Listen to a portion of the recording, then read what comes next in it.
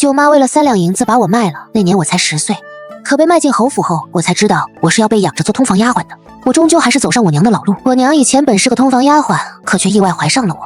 在名门大户中，通房丫鬟比主母先有孕，本事大忌。于是我娘怀着我跑路了。5岁那年，娘拖着病重的身体把我托付给舅父。娘亲过世后第5年，舅妈见我长得越发出挑，便像外婆当年卖掉我娘一样，把我卖了。命运的齿轮就此转动。跟我同时进府的一共5个丫头，老夫人挑选时觉得我长得周正，眉目清秀，乖巧规矩，所以独独挑了我养在身边，为她那嫡出的孙子早做打算。老夫人的嫡孙可谓是谪仙般的人物，老爷虽然光是儿子就有5个，可独独只有这1位是嫡出，且聪明至极。10岁在金殿上与当今圣上对答如流，15岁便进士及第，高中状元，入朝为官。现任从3品大理寺少卿。虽然永义侯府的招牌在朝中也是数1数2的重臣门第，但终究世事风云，一代不如一代。这一代出了少爷这样一个人物，可谓是永义侯府满门上下的荣耀。这般光耀门楣的人物，少爷的婚事老夫人自是早有打算，只是今年少爷已经22，心思却不在婚事上。老夫人急在心里，面上却不能说些什么。我端了一杯雅淡的碧螺春放下，恭敬的垂手站在老夫人身侧。老夫人合着眼，双手捻动着佛珠。清远，你今夜便去景恒那边吧。谢景恒便是少爷的名字。我心思一颤，小声应诺，又道：少爷这2日每每与同僚在书房洽谈至深夜，只怕他是没那个心思。老夫人睁眼看向我，你也大了，今年也16了吧？我10岁入府，一直跟在老夫人的身边。说实话，我是感激老夫人的，因着她培养我为通房丫鬟，所以那些脏活累活都轮不到我。她偶尔还会指点我诗书，说少爷喜欢有才学，我总不能胸无点墨惹她厌弃。这般一来，我的日子比永义侯府中庶小姐还要好过些。但终究，我只是被拿来当少爷房事开门的一个通房丫鬟，未来一眼便能望得到头。如若少夫人是个心善的，便留我一条命；如果是个欲下甚严的，可能会寻由头将我打死了事。若是不想落人口舌，大半会将我赶出去或者发卖了。总之下场都好不到哪儿去。入夜，我赶到少爷院子的时候已经不早，但少爷还在书房处理公务，我没敢打扰，去了他的房间等候。蜡烛燃烧过半，少爷才姗姗来迟。他穿着月牙白的长袍，入夜风冷，外头又加了一件同色的披风。纤瘦的身影被月光拉长，青年身姿挺拔，眉目清冷，薄唇微抿，光风霁月的谦谦君子，温文尔雅。便是将世间所有形容美好的词放在他身上，也描述不出他的风姿绰约。他见我在此等候，双眸微蹙，你来这里做什么？我低下头，心想他应该是不喜的，不然也不会明知我是他的通房丫头。哥知道我16岁，也不去老夫人那里说个1言半语讨要我。我小心翼翼回道：老夫人见少爷日夜辛苦，特派奴婢来伺候少爷。我不用人伺候，你还是回祖母身边去照顾他吧。他独自坐下，倒了一杯茶，果然对这事不上心。可就是因为他不上心，老夫人才让我来的，怎能被他一句话就打发了？如若我在他这里没了用处，那我也就只剩被赶出去这一条路了。我心一横，走到他身后。伺候人这事，我从10岁入府便开始学。柔萱纤细的手指从没有干过粗活重活，捏着他的肩膀，力道恰到好处，声音娇柔轻盈，茶水滚烫。少爷当心，累了一日，让奴婢给您按按肩，松松筋骨吧。手腕被人攥住，力道有些大。我微蹙起眉，不解地看向他，他像是被什么遮了一下，放开手，声音仍旧清冷。说了不用，你下去吧。这事没成，老夫人怕是又要操心了。我矮了矮身行了礼，便去了下人房。我虽跟在老夫人身边，但还是和府里几个大丫头住在一个屋里，因为我不善言辞，她们与我都是淡淡的。唯独其中一个与我积怨已久，那就是灵犀。当年她容貌出挑，却因为太爱说话惹老夫人不喜，失了做通房丫鬟的资格，所以她记恨我，觉着若是没有我，她就会是那个通房丫鬟。哟，听说你去了少爷房里了，怎么什么都没办成就回来了？看来你也不行吗？灵犀，少说2句。可越是这样，她越猖狂。怎么？他不行还不能咱们说了？也不看看少爷是何等人物，怎么可能被他玷污？偏偏他觉着自己在老夫人跟前养了6年，比主子还金贵，以为少爷能看上他呢。住口吧你！清源是老夫人定下的人，他是好似坏，以后都会留在少爷身边。有些人做一辈子的梦，也不可能走到那一步。云秀是这丫头里资质最平庸的，不知为何她就特别喜欢亲近我，总要拉拢我与灵犀作对。我对着她摇了摇头，意思让她不要继续了。灵犀如何说我都没关系，他们如何吵闹也与我无关。总之这个永义侯府我终究是要出去的，理会他们我甚至懒得张嘴反驳。理了被子便躺下。第2日一早天不亮我便起床，去了少爷的小厨房，给少爷炖银耳莲子百合羹。银耳极难出胶，一边打瞌睡一边熬煮，掐着少爷下朝的时辰端去了他的书房。他果然在，不过还有几个与他一同的同僚。我放下羹汤，脸上有点发烫，低着头道：不知今日有贵客登门，奴婢只准备了1碗羹汤，实在失礼。各位大人喜好喝什么茶，奴婢这就去沏。景恒兄院子里什么时候有这么一个可信的人物，竟然藏着不给咱们知道？果然心思深沉啊！我慌乱抬眸，撞上少爷深邃如潭水的眼眸，他声音依旧清冷，还不下去。原本想讨个好，没想到撞了钉子。我这般善解人意，又是端汤又是倒水，可少爷待我的态度却一天比一天冷淡，我有点沉不住气了。老夫人差人过来催了几次，让我呈上守夜的帕子，可我连在少爷的屋里都没有留宿过，哪来的帕子可以叫？清源，只要你陪着景恒直到新夫人过门，我便会把你的身契给你。到时候是去是留，我都随你，这是老夫人给我的承诺。可你也要做好你通房丫鬟该做的本分，这也是我讨好少爷的理由。只要留在他身边当通房，直至新夫人进门，我就可以解脱了，就可以离开侯府，去享受我自由自在的人生，再也不为奴为婢。老夫人再三催促，我已是没办法了。当夜我端着一壶暖酒送去。初秋夜深露重，少爷喝点热酒暖暖身子。热酒倒入酒杯，散出腾腾热气，袅袅娜娜，熏得人视线微晃。因为这些时日都是我伺候他的饮食起居，他并未多疑，端起酒杯便喝了。我又倒了2杯，他都尽数喝了。看他全部喝下去，我松了一口气，关紧门窗，插上了门桩。谢景恒警惕地看着我，不回去歇着？太晚了，我服侍少爷睡吧。手腕被握住，手心温热贴在我的皮肤上。他垂眸认真看着我，声音竟带着一丝无可奈何。别这样，清源。我心一颤，这不是他第一次叫我的名字，却是第一次在独处时叫。声音沙哑，带着质感，好听的让人想要软身贴在他的身上。心头微动，我听到他的呼吸急促起来，握着我的手心变得滚烫，抬眸看着他略带迷茫的眼神，冷峻的脸庞浮现2朵可疑的红晕。他也意识到了不对劲，攥着我的手更加用力，像是要将我的手腕折断。你在酒里下药！他的声音气急败坏。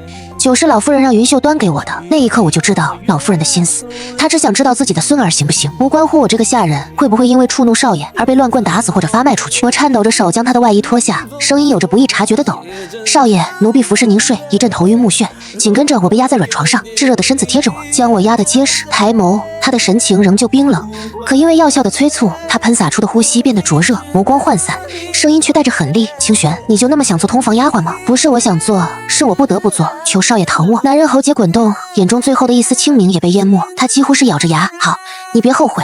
我不是不想后悔，只是我没有后悔的资格啊。身为被永义侯府买回来的贱籍丫鬟，别人能看到我最好的命，似乎就是当个通房。或许有一日被抬去做个妾室，一辈子做小伏低，看着自己换作夫君的男人和别的女人举案齐眉，也许会生下一男半女，要么是庶出，要么便是连庶出都不如的通房之子，一辈子也只能在这个府里做个边缘人物。如此一生，哪一个我都不想。第2日醒来时已是晌午，床旁的位置早已经凉透。昨夜他并算不上温柔，折腾得我浑身疼，明明寻常一次便够了，他却耐着性子故意折磨了我半宿。起身时浑身上下酸软的不成样子，皙白的肌肤上多了好几块暧昧的痕迹。我咬着牙不声不响收拾好了房间，将手帕呈给了老夫人。她很欣慰，让我休息几日，不必去伺候少爷了，正合我意。昨夜我算计了他，今日醒来时他应该很想掐死我吧，要是我再在他面前晃悠，恐怕得不到什么好脸子。我在少爷的房里留宿的消息很快传遍府中。你真的留宿了？姐姐，就连灵犀也不例外，人啊就是这样拜高踩低。我睡了整整1日，醒来时已经是傍晚，没人喊我起来吃饭，我自然错过了饭点。我是下人，错过了饭点就没得可吃，只能饿着。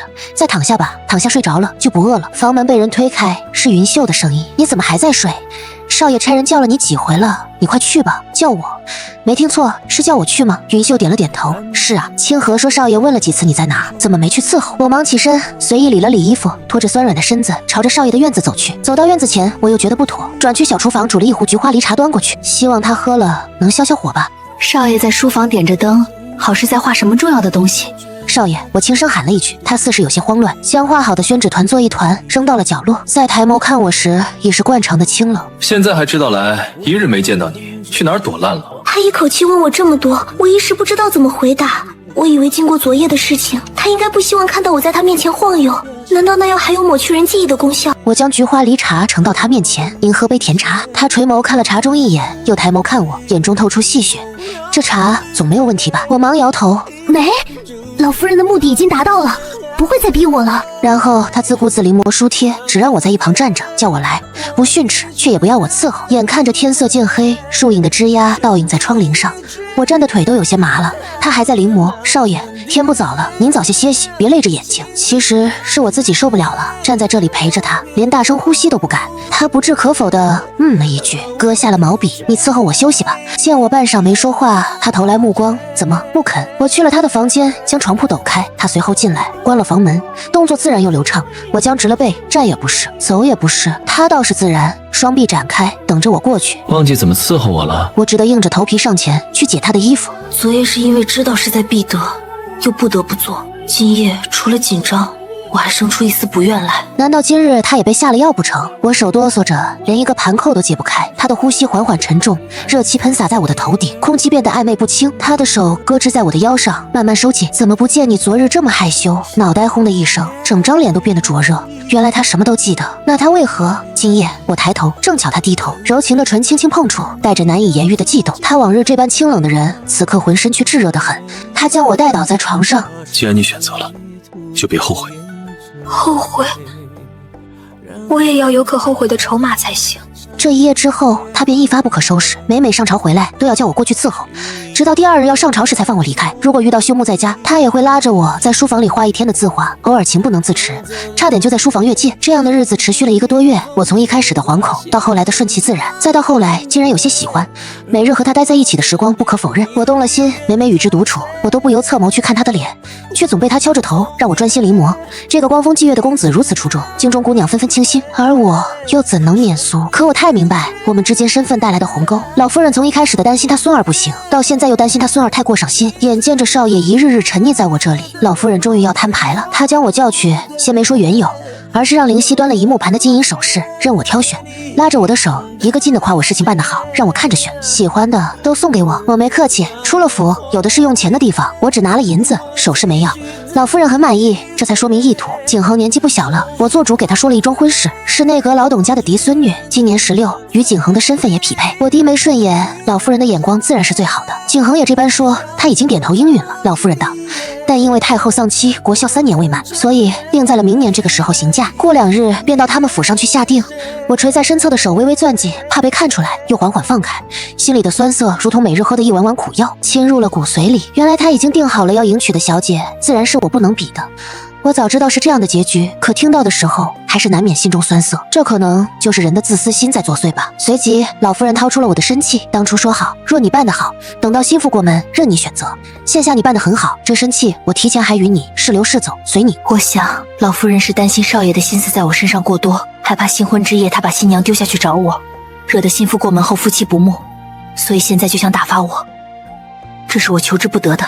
我诚惶诚恐地接过身契，看着这一只将我定性为奸极的身契，我恨到热泪盈眶。谢老夫人。当夜听说少爷在宫中被绊住了脚步，我收拾了包袱，烧了身契，拿着老夫人赏的银子便出了府。你当真决定好了？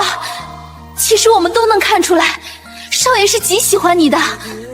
你留下来，就算心腹进门，少爷也会抬你做妾室的。到时你已经不是贱籍，良妾的身份，再生个一儿半女，足够你享受一生了。我志不在此。云秀不再劝我却没想到这个平日与我不算亲近的丫鬟，拿了一锭银子给我。我这辈子是不打算出府了，钱多了也无用，你除去用钱的地方多，拿着吧，姐妹一场，别跟我客气。我没收，因为我们无缘再见，我无法还他这份情。出了府的日子别提多自在，我自小没了娘，舅舅将我卖到了永义侯府，自然也不会去找他。山高水远任鸟飞，我现在就是一只有钱有闲想远飞的鸟。我想要先游山玩水，然后再找个最适宜的地方安顿下来，做小买卖也好，坐吃山空也罢，余生由我自己支配，最好不过。可不过个把月，我身子就开始逐渐不舒服，走也疲累，睡也疲累。还是我入住的客栈掌柜看不过去，给我请了个郎中，但郎中的一句话直接惊得我魂都没了。娘子真是好大的胆子，怀了都有2个月了，竟然还这般跋山涉水，完全不顾肚子里孩子的死活呀！手中的茶盏落地，打碎了一世寂静。怎么可能？娘子虽说在下愚钝，医书却也看了不少，虽只是一个乡野游医，但娘子这不过是喜脉，又不是什么疑难杂症，却还觉得在下诊得不准，不妨再找个高明的大夫看看。我不是质疑他的医术，而是质疑我自己。在府中，从服侍少爷开始，每天1碗避子汤，无论留宿与否，高门大户最忌讳的就是在心腹过门前，家中有了子嗣。这一点我记得清清楚楚。有一次我喝避子汤被少爷看见，他问我喝的什么。一向只知道在朝堂上纯战群儒的男子，又怎么会懂这后院的事？我如实说了这是避子汤。他蹙眉，略微不悦，以后别喝了，伤身。我应声答应，可私底下一次都没敢落下。怎么会？可现下孩子已经在我的肚子里了。低头抚摸着平坦的小腹，我有些不敢相信，这里孕育着一个生命。原本我以为这世间只有我孤零零一个人了，却不想老天送来了天大的惊喜。我想要留下肚子里的孩子，不是因为少爷，不是因为永义侯府，只是因为我太孤独了。我想有个孩子陪着我度过这漫长的岁月。有了身孕，就不能再如以往毫无羁绊。我留在了这个小镇，买了一处还算僻静的院落，开了一个不大的书馆，有着老夫人给我的傍身钱，我过得还算安稳。肚子里的孩子很为我着想，从怀孕以来都没有孕吐不适，还是那个生我气的郎中给我看诊，只不过脸色不再那么难看，反而宽慰我啊，世间女子本就不易，娘子你又孤身一人，挺着肚子，万事应当格外小心。如若不嫌弃，生下的孩子可跟我学习医术，也算是有个立身的本事。我自是谢过，既然要在此处安身立命，这样的人情往来总是要有的。日子一天一天过去，也算安静平常。只不过镇子里流传开，说来了一个挺着肚子的娘子，没有丈夫，大约是被富家赶出来的。每每听到这种流言，我只是笑笑，管住嘴容易，管住别人的嘴难，我自有我的生存之道，任他们说去吧。孩子7个月的时候，我的身子渐渐觉得沉了，书馆雇了个书生帮我看着，我就不大去了，只在院子里走动走动，为的是防止胎儿过大。书生来看过我几次，有时会带上他的丹青，他画的一手好山水，却怀才不遇，只能在这个镇子上以卖画为生。我常鼓励他，先生文采非凡，他日一定会有大作为。玉娘子真这样以为？我觉得他能，只不过走出这个镇子对他来说是最难的。我打算等生了孩子就资助他走出这个镇子。他在镇子里只靠画画谋生，太可惜了。可还没等到我生产，院子里就涌入了一批人，个个都是健硕的好手。随后一个雍容华贵的夫人走了进来，她面色清冷，打量着我，看到我挺起的肚子时却笑了。你们是什么人？擅闯私宅，可是要去衙门论理的。看他年纪与少爷相仿，难道是永义侯府的人？知道我怀孕了，来找我麻烦的。他在院子的4方石桌旁坐下，眼神清傲。别怕，我不是坏人，你应该叫我一声嫡母。啊！这简直比让我叫他一声主母更加匪夷所思。哼，我连母亲都没有，哪来的嫡母？你有，或者说你不敢承认吗？也是，你的母亲是通房，而今你连夫君都没有，就大了肚子，应该没脸说什么为你母亲争光的话吧？他的话犹如一根刺，刺入我的心脏，却顾及肚子里的孩子，不敢动了胎气。我都说了，你应该叫我一声嫡母，怎么这么没有规矩？说来你真是命好，你爹自你之后就再没有生儿育女，他走了，你现在可以随我回家去。这简直是天上掉馅饼，还正好砸在了我的头上。我的母亲是个通房丫鬟，性子温和，不争不抢。我爹家原本是从商的，后来用钱给我爹捐了个9品小官，我母亲就是那时候被买回去的。我爹的母亲是个很会算计的女人，她知道我爹的才能有限，也就只能在9品的位置上待着，所以想让我爹攀附权贵。机会来得很快，一位上京述职的4品官员带着女儿回乡丁幼。官员的女儿年方18，本就已是偏大的年纪，又遇上守孝3年，这一过就是21、22，更不好嫁。但我祖母不嫌弃，一心想让我爹抱上这个4品官员的老丈人大腿，所以数次求娶，还承诺3年后一定10里红妆，浩浩荡荡将新娘迎入门。这门婚事就这么成了。但3年里意外太多了，意外就是我娘怀孕了，正妻已经定下，通房怀孕在前，本是大吉。可他们家人丁稀薄，老太太太想要孙子了，所以冒险让我娘生下了我。可我是个女儿，让老太太的愿望落了空。她又怕官人家怪罪，就将刚生下孩子的我娘赶出了府，还污蔑她生的是野种。我娘无处可去，回了娘家，哥嫂不喜，爹爹不疼。她养我到5岁，就因为身子亏空，撒手人寰了。她走之前，将所有的金银细软都给了我舅舅，求他一定要好好抚养我长大，给我找一个好人家做正头夫人。那些金银细软只换了我舅舅5年的良心。5年一过，他见我越发出挑，就像当年他爹卖掉我娘那样，把我卖到了永义侯府当通房。这一段往事我已经烂在了肚子里，和他们家也再无瓜葛。你怕是找错人了，我不会跟你回去，你的万贯家产另找他人吧。你真的甘心你娘用命换来的一切就这么落入旁人的手里？他道：当年我并不知晓你母亲的事情，当知晓时她已香消玉殒。说着，嫡母眼中流露出一丝惋惜。你爹没有子孙，纳了几个妾室，到死也没能生出一儿半女，唯独只有你是他的亲骨肉。跟我回去，你肚子里的孩子就不会像你当年那样被骂野孩子，他会得到良好的教育，会有优渥的资源，一切的一切只要他想要，就会有。若我不呢？我攥紧垂在双侧的手，他拢了拢身上的披风，眼神犀利。我不是在和你商量，即使你不要，那本该属于你的财产，也还是你的。我只不过是不想让那份财产落入更让我厌恶的人手中。他并不喜欢我，只是有更讨厌的人想要瓜分这份财产，找到我。不过是为了恶心那些人，我还是跟着他走了，回到了沈家。这小镇已经没有留下来的必要。他既然能找到我，就表明他有的是办法，让我在这待不下去。更何况我现在待产，万一出了什么事，就是一尸两命。我一个女人家，挺着肚子，没有丈夫。往日里那些小混混已经来骚扰过几次了，多亏了书生和郎中帮忙打发，但也不是长久之计。我回到了这个我从没有停留过的家豪门大院，果真气派。有他这个官员嫡女把持，又有万贯家财撑着，沈府说是豪门也不为过。嫡母名叫宋明书，30多岁，却已经有了老夫人身上才有的威仪。我想，这就是上位者的威仪。他召集了沈府上下，宣告了我是沈家大小姐的身份。我原名叫沈清源，好名字，不俗气，便保留下来吧。这个名字是我娘给我取的。清源，清源，如同无瑕的美玉一般。冰清玉洁，他安排了我一个很大的院子，有山有水，比我自己买的那座宅院不知道好了多少倍，还给我配备了10几个丫鬟下人伺候。以后沈府就是你当家，但你在孕中，且又快临盆，查看账目与家中的产业，等你产子后再说。这段时间你先静养为宜，他们不会真心服我，我很清楚。我横空降临，就凭他空口白牙说我是沈府小姐，我就是吗？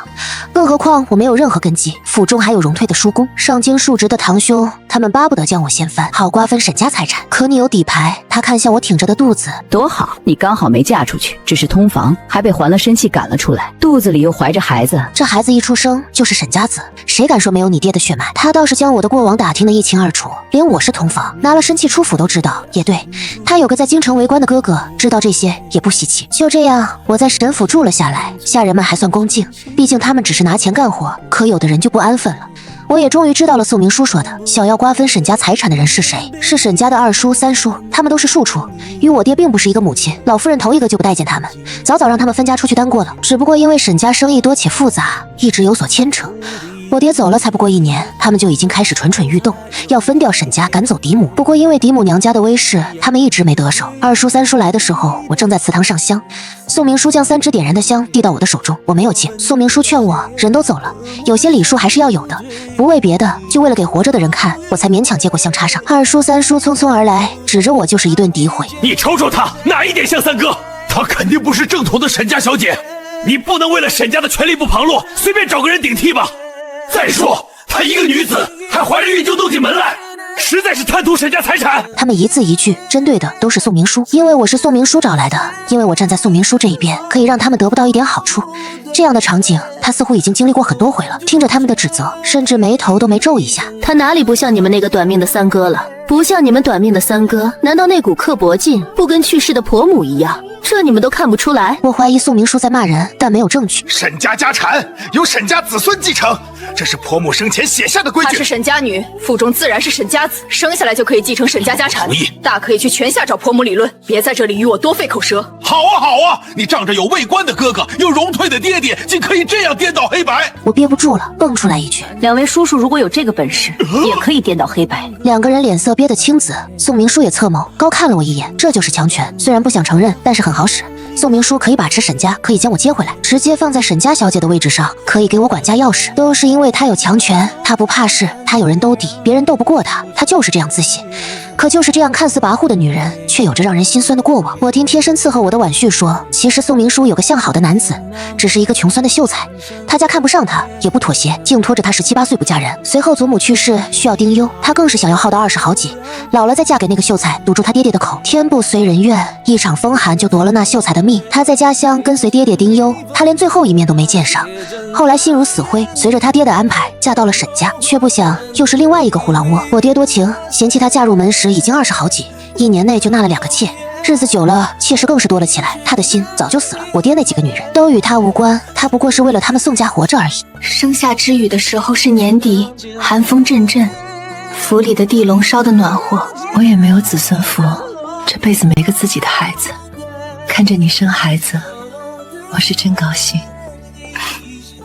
他许是在惋惜年少时的自己。知雨和在肚子里时一样省心，两个奶娘带着，一点都不闹人。宋明初喜欢他，陪他的时间竟然比我这个亲生母亲还要多。我开始接手沈家的生意，熟悉沈家的运作。其实这些我在生产前就有所接触，不过只是看账本、看店面，从来没去铺子里看过。既然已经生产完，就要打起精神，怪要对付虎视眈眈的二叔三叔。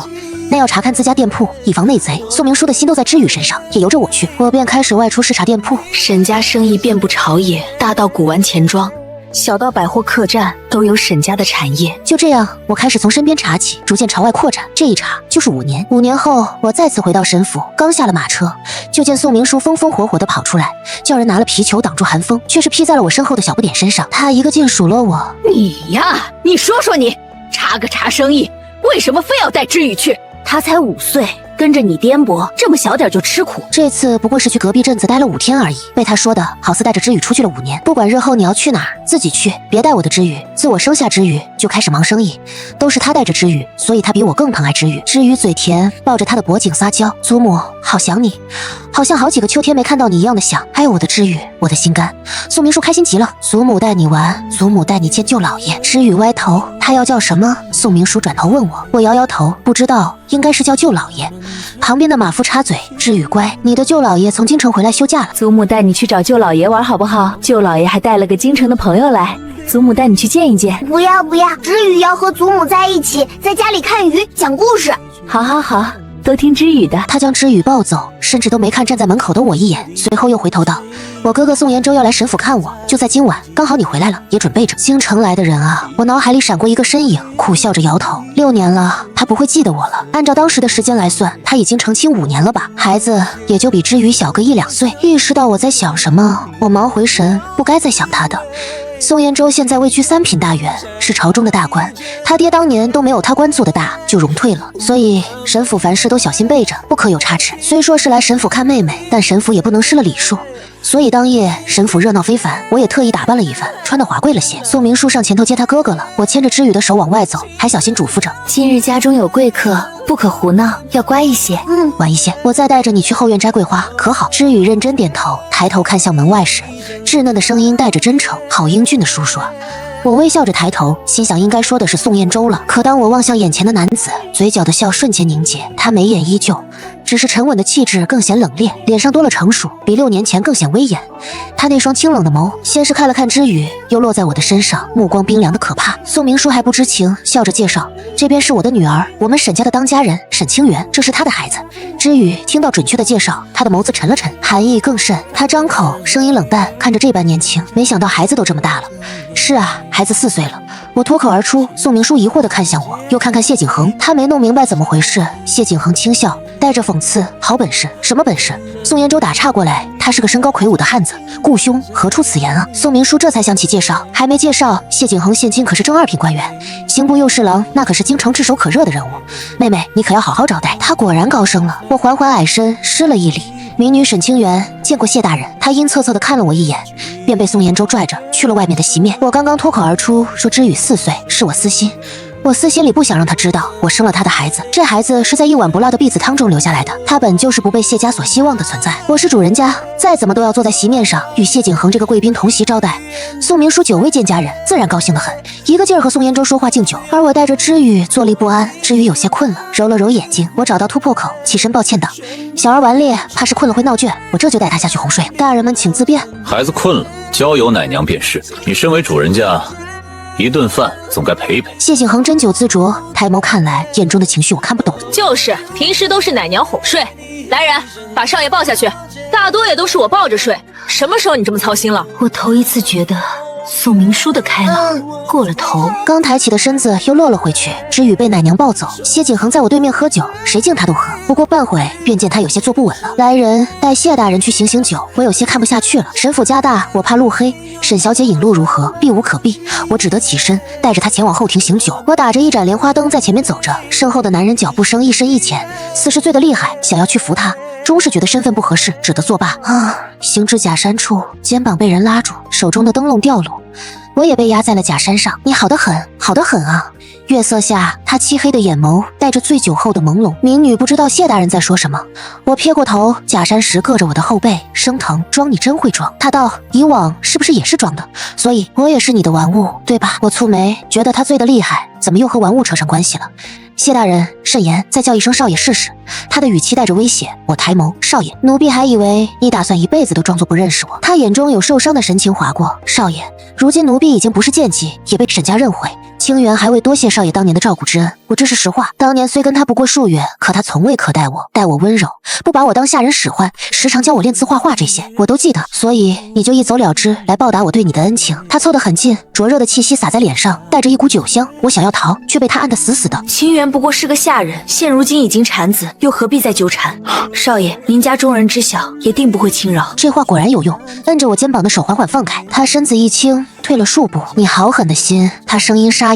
离别6年，你的孩子都已经4岁了，你找了别的男人，开始了新的人生，还要装作不认识我。我的心一痛，指尖颤抖，想要去拉他，最终还是忍住了。他转身消失在茫茫夜色。我蹲下，捡起被摔灭的灯笼，找人重新点燃，再回到前厅，人都散得差不多了。宋明书和宋延州两兄妹喝得还兴高采烈。我派人去找谢景恒，神府确实很大，他第一次来，我怕他迷了路，又上前将两人的酒杯都放下。夜深了，宋大人早些休息吧。嫡母，你该去陪知雨了。对哦，兄长，我还要去陪知雨。知雨现在是我的命，是我儿子。说胡话了都，好像是你孙子。还好宋延州没糊涂，他大着舌头拍着宋明书的肩膀。不过我这兄弟如何？你跟了他，便可跟魏兄一同上京了。哥哥，他看着比我小那么多，不差辈了。万一他就喜欢你这种的，反正谢景亨这个人得咱们家女人犟得住才行。宋明书摇了摇头，忽然指向我：哥哥糊涂啊，我不行，可以给我闺女啊。我闺女得了她，也是咱们家的，越说越不像话。宋延州看了看我，点了点头，好，那就给你闺女，反正肥水不流外人田。到时候咱们家一个3品，一个2品，我看谁敢欺负我们。我扶额，真是头疼。没想到宋延州和他妹妹是一个调调，不过也不奇怪，一个娘肚子里出来的。我喊人来搀扶两人，嫡母休息吧，看他醉成这模样，晚上也哄不好知雨睡觉了。好不容易安排了宋明书和宋延州歇息，我专门去了一趟知雨的院子。知雨已经被奶娘哄睡，看着睡梦中的知雨，我心里隐隐不安。知雨和谢景恒太像了，哪怕他只有5岁，可他的聪明劲和样貌却都像极了谢景恒。我怕日子久了，他会看出什么来。幸好这一次宋延州回来看妹妹，只在沈府小住2日。我思量了一下，还是打算明日让宋明书安排，让宋延州和谢景恒回宋家。第2日一早，为了避开谢景恒，我一早拉着知雨出门，说是逛街寻铺面，却不想正好遇见了谢景恒也来闲逛。彼时我正在和沈家的3叔掰扯，沈家的2叔3叔听闻宋延州回来了，以为宋延州要带宋明书上京去，到时候我就没了靠山，所以故意来敲打我。好侄女，有些东西是你的就是你的，不是你的，最终你也留不住。对上沈3叔那一双鼠目，我脑子神游，幸好我的容貌像我娘，没有遗传我爹，不然可就糟了。3叔的意思，清源明白。识相的就把沈家财产拿出1半来，否则等你嫡母走了，可有你受的。知雨，可看清这张脸，以后你是要叫3爷爷的。沈3叔听我这么说，以为我是服软求和，笑容爬满满脸褶皱，还是侄女懂事。下一秒，我看向知雨，记住，切莫和这种人有任何瓜葛，无甚用处不说，只会学一些下三滥的招数来对付旁人，实在非大丈夫所为。我记住了，母亲。你就是这么教育你的儿子的，果然野种生出来的小野种。我脸色阴沉下来，正要反驳啊，下一秒，修长的身影步入巷中，带着威严与愤怒。谁说我儿无父？谢景恒身形修长，一身紫色衣袍，高贵清冷，他垂眸睨着沈3叔，身上的官威丝毫不减。沈3叔被他镇住，只一瞬，又想起这是沈家地盘。呛声，你又是哪来的？给我这寡侄女撑场面的白面书生，我是谁？你不必知道。谢景恒道，现在给知雨道歉。他走过来，将知雨牵了过去，对着沈3叔，脸色阴沉的可怕。我凭什么？沈3叔话还没说完，下一秒，谢景恒伸手扣住他的臂膀，一用力就卸了他的膀子。一贯养尊处优的沈3叔，什么时候被这样对待过？当即疼得龇牙咧嘴。你给我放手！哎呦我的胳膊！若还不道歉，另外一个膀子也给你卸了。谢景恒冷声道。再不道歉，便打断你的腿。谢景恒说到做到，下一秒便抓着沈3叔的胳膊，将他摁在了地上。哎呦呦，好侄女，你3叔我不过是喝多了酒，说了2句混话，我嘴臭你也知道，还请侄女原谅了3叔吧。看着他狼狈求饶的样子，我心里的恨意才消了一些。我微笑着，偶尔吃醉酒没关系，只是教训足够惨烈，才知道吃醉酒的后果有多严重。你说是吧，三叔？最后一层窗户纸戳破，我再也不愿意装得和顺平静，因为他踩到了我的底线。许是我的语气太过冷淡，谢景恒手下用力，还是将沈三叔另一条胳膊给卸了。他疼得骂骂咧咧，还说要去官府告我们，实在可笑。谢景恒可是当朝2品大员，谁敢找他麻烦？如今我也算是耀武扬威了一回。我转头谢过谢景恒，他却拦住了我的去路，眸色深沉。你真的打算让这孩子一直没爹吗？我不需要，我回答的冷淡。知雨却先一步站了出来，仰头看着谢景恒，叔叔，他们都说我是没爹的孩子，是真的吗？我的心跟着一痛。知雨，我轻唤。谢景恒蹲下，与知雨平视，笑得柔和。没有爹，哪来的孩子？是你爹对不住你娘，所以他才生气，不让你认。这俩人是要闹哪样？知雨虽然聪明，不过也才5岁，对这话似懂非懂。我要回府，我拉着知雨想要离开，谢景恒也一路跟着，竟一直跟到了我们院子，却仍旧没有离去的意思。我想要关上院门，他却伸手抵住，眸色柔和，眼角带着些红。清远，如果我说我愿意十里红妆的求娶你，你是否愿意跟我回去？少爷，你我皆是过往，何必纠缠？我别过脸，我与他天差地别，终究没有结果。当夜吃饭，宋明书又一个劲儿给谢景恒敬酒，他知晓了白天的事，自是畅快。那沈三叔欺负他的宝贝知雨墨丸，原本说好过2日就送宋延州和谢景恒回宋家，可不知怎么谢景恒感染了风寒，天天咳嗽不停。宋明书生怕别人说他照顾不周，又留了他们2天。我的心就跟热锅上的蚂蚁一般，谢景恒一天不走，我的心一天不能安。谢景恒这厮太会佯装，明明说感染了风寒，却总来找知雨玩。本来就是亲父子，很多地方都很相似，差距足有20多岁的2个人在一起玩，竟然毫无隔阂。知雨原本最黏着宋明书，现在却最黏着谢景恒。谢景恒会抱着他上树，会带着他逛街，还会将他扛在肩膀上，笑得温柔。我实在受不了，去跟宋明书提能不能让谢景恒走。宋明书诧异我的态度，挑眉道：谢大人何等人物，留在沈府是咱们的福气，你倒好，还赶着人走，莫不是你俩有什么过节？我哪敢说过节，只含糊道府中多一个外男总归不便，何况他是京中大员，耽搁久了恐误了公事。宋明书捻着帕子笑，他自己都说不急，你倒比他还急。我看谢大人对知雨上心，这是好事。知雨从小没爹，有个这样的长辈疼着，有什么不好？我被噎得说不出话。宋明书话里话外都透着想撮合我和谢景恒的意思，偏我还不能明着拒绝，只能憋在心里干着急。谢景恒似是看穿了我的心思，越是我不想见他，他越是往我跟前凑。那日我在账房核对钱庄的账目，算得头昏脑胀，一抬头就见他倚在门框上，手中还拎着一个食盒，眉眼含笑。沈大掌柜日理万机，怕是连饭都忘了吃。我捏着算盘的手一顿，冷声道：谢大人有心了，民女自己会吃，就不劳烦大人。他也不恼，自顾自走进来，将食盒放在桌上，层层打开，里面是精致的几样小菜和一碗莲子羹，都是我从前在侯府时爱吃的。我的心猛地一揪，指尖微微颤抖。他怎会还记得？6年光阴，他身居高位，身边定是莺莺燕燕环绕，怎会还记着一个通房丫鬟的喜好？看来沈大掌柜是不记得了。他坐在我对面，拿起勺子舀了一勺莲子羹递到我面前。从前在侯府，你熬坏了眼睛算账目，我也是这样给你递羹汤的。我偏头躲开，强压下心头的酸涩。谢大人记错了，民女从未在侯府待过，那些过往与我无关。他的手僵在半空，眼中的笑意一点点淡去，最终化作一片寒凉。你就这么想撇清一切？本就该清。我拿起账本挡住脸，不愿再看他。谢大人有婚约在身，如今更是官居2品，何必与我这个带孩子的妇人纠缠？坏了自己的名声。他放下勺子，声音沉了几分。婚约，董家那门亲事早在6年前就退了。我手中的账本啪的一声掉在桌上，抬头看他，眼中满是不敢置信。为何？因为我心里装着一个人，装了6年，从未放下。我退了亲，守着空房，等他回来。可他倒好，不仅嫁了人，还生了孩子，连认都不肯认我。我张了张嘴，却说不出一句话。原来他退了亲，原来他等了我6年。可这又能如何？我们之间早已隔着身份的鸿沟，隔着6年的时光，还有一个从未被他知晓的孩子。见我不语，他又道：清源，我知道你心里有顾虑，你怕身份悬殊，怕旁人闲话，怕知雨受委屈，这些都不用怕。我谢景恒的妻子只能是你，知雨就是我的儿子，我会护着你们母子一辈子。他的话字字句句都敲在我的心上，让我几近动摇。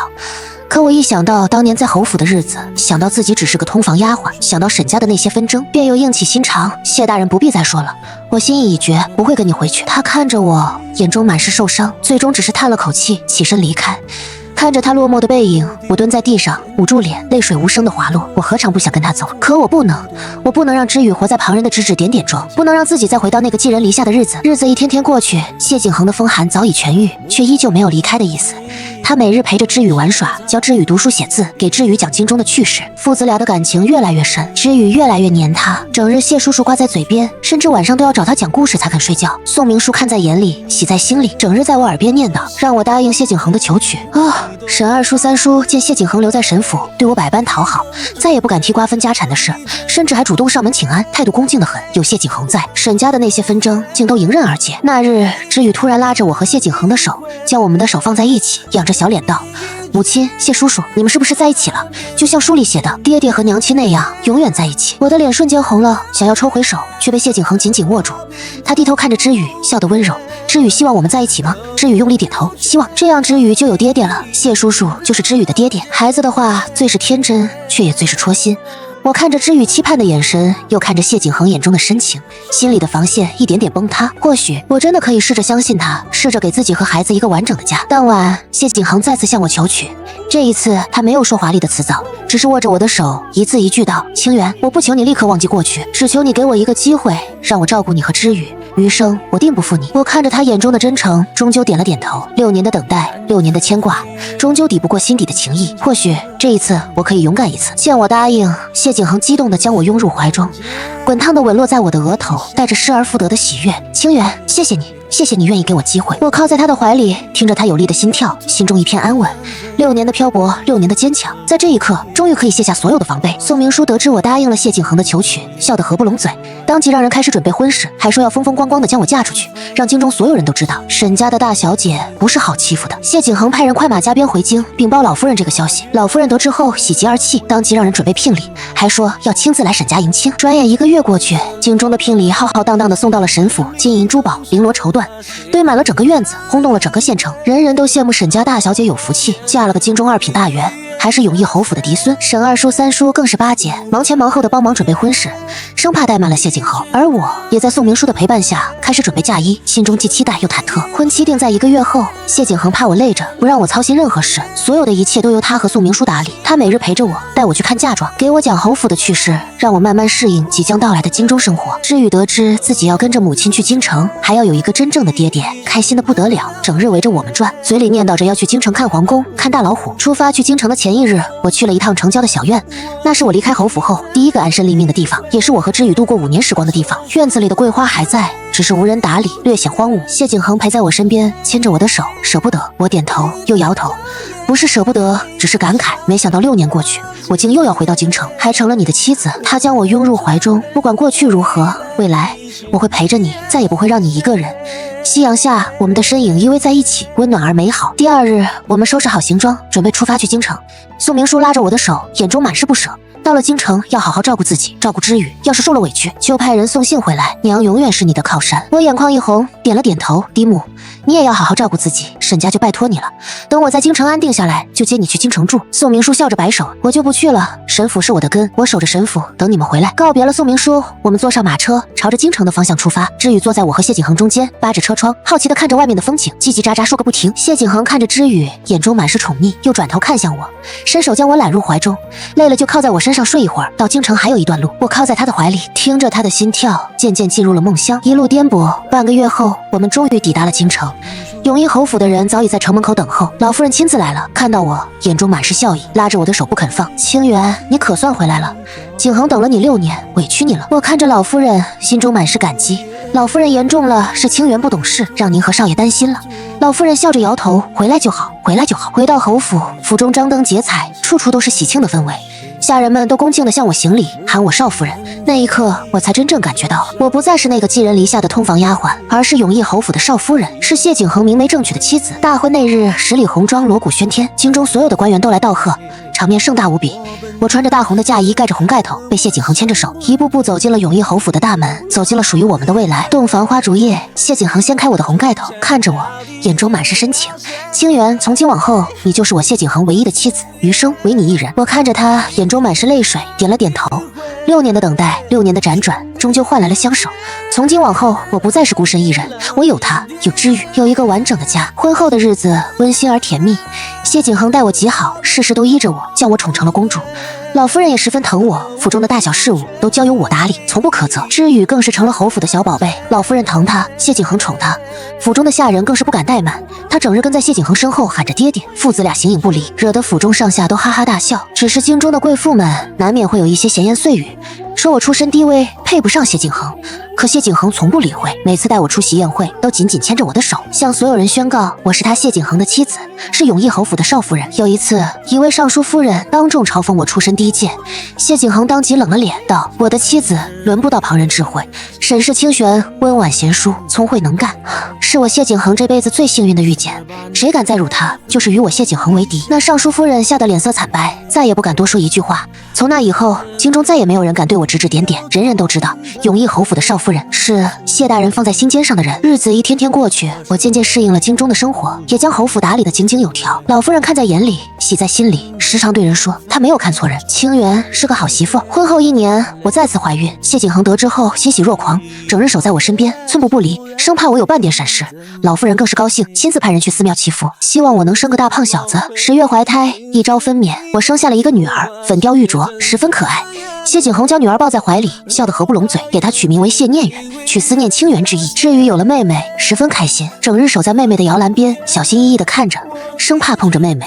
他学着谢景恒的样子，照顾妹妹，逗妹妹开心，成了一个合格的小哥哥。儿女双全，夫君疼爱，婆婆慈祥，我活成了所有人都羡慕的样子。可我从未忘记过去的日子，也从未忘记宋明书的恩情。我时常派人给宋明书送东西，写信告诉他府中的近况，邀请他来京城小住。宋明书终究还是来了京城，看到我儿女双全，生活幸福，眼中满是欣慰。他在侯府住了半年，看着知雨和念璇一天天长大，才放心的回到了沈府。谢景恒的仕途也一帆风顺，几年后升为刑部尚书，官居1品，成为了朝中举足轻重的人物。他依旧待我如初，从未有过半点改变。知雨渐渐长大，继承了谢景恒的聪慧，10岁便能吟诗作对，15岁便考中了秀才，成为了京中有名的神童。他孝顺懂事，对我和谢景恒十分敬重，对妹妹念瑗更是疼爱有加。念瑗也渐渐长大，继承了我的温婉貌美如花。知书达理，京中的公子哥纷纷上门求亲，可谢景恒视女如命，迟迟不肯答应，总说舍不得女儿出嫁。岁月静好，时光安然，我和谢景恒携手走过1年又1年，从青涩的年少到沉稳的中年，身边有儿女绕膝，身后有家人相伴。回首过往，那些颠沛流离的日子，那些刻骨铭心的等待，终究都化作了如今的岁月静好。我知道这一辈子有他相伴足矣。